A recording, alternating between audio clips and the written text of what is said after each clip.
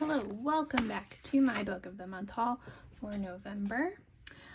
First up we have this refer a friend for free books and socks thing.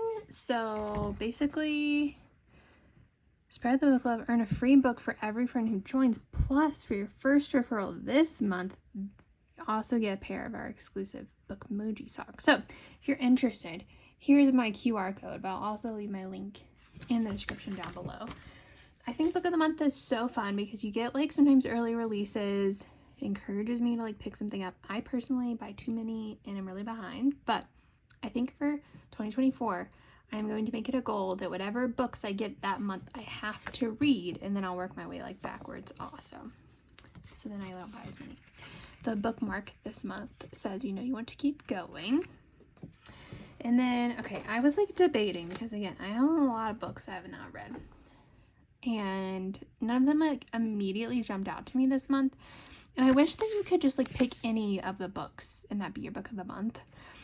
But Hannah told me she was getting this one, and then I'm in a couple of book of the month Facebook groups, and one of them this author joined to answer somebody's question about, I think there's messages of child abuse in here maybe, and they had some questions about how upsetting it would be, and he joined to answer, which I think is just the most amazing thing ever, and it was just so interactive. So I was well, okay, now I have to get it. So basically this says, who is Eugene Miles? A lonely old man clinging to his delusions and rehearsing his fantasies, or a legitimate anomaly, a 1,000-year-old man who continues to search for the love he lost so long ago? What we do know is that Gino is living out his final days in an elder care facility, bored and curmudgeonly as he struggles to connect with his new nursing assistant, Angel. Gino's latest caregiver is skeptical of his insistence of having lived a string of lives dating all the way back to medieval Spain, where, as a petty thief, he first lucked upon love only to lose it and spend the next 1,000 years trying to recapture it. As Angel comes to learn the truth about Gino, so too does the reader, and his miraculous story comes to a head. So does the biggest truth of all, that love, timeless, often elusive, is sometimes right in front of us. Evison's epic of empathy and emotion journeys from Moorish Spain to Victorian England in 1930s Los Angeles, pulling each storyline in life together into a tapestry with beautiful artistry that explores the intricacies of human connection. An ode to love in all its forms, Gino's story reads fast and hits hard and stays with the reader long after finishing the book. And this is the author. So I am excited to read that.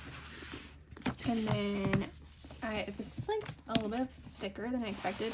I saw somebody talk about this book and basically said it was as good as what was that book?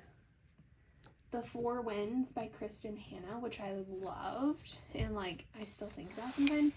So that intrigued me into wanting to read this one. So this says, in the summer of 1932, on the banks of Minnesota's Gilead River, the Lincoln Indian Training School is a pitiless place for Native American children forcibly separated from their parents or sent to and be educated. It is also home to Odio Bannon, a lively orphan boy whose exploits constantly earn him the superintendent's wrath. Odie and his brother Albert are the only white faces among hundreds of Native American children at school. After committing a terrible crime, Odie and Albert are forced to flee for their lives with their best friend Mose, a mute young man of Sioux heritage. Out of pity, they also take with them a broken-hearted little girl named Emmy. Together, they steal away in a canoe, heading for the mighty Mississippi in search of a place to call home. Over the course of one unforgettable summer, these four orphan vagabonds journey into unknown, crossing paths with others who are adrift, from struggling farmers and traveling faith healers to displaced families and lost souls of all kinds.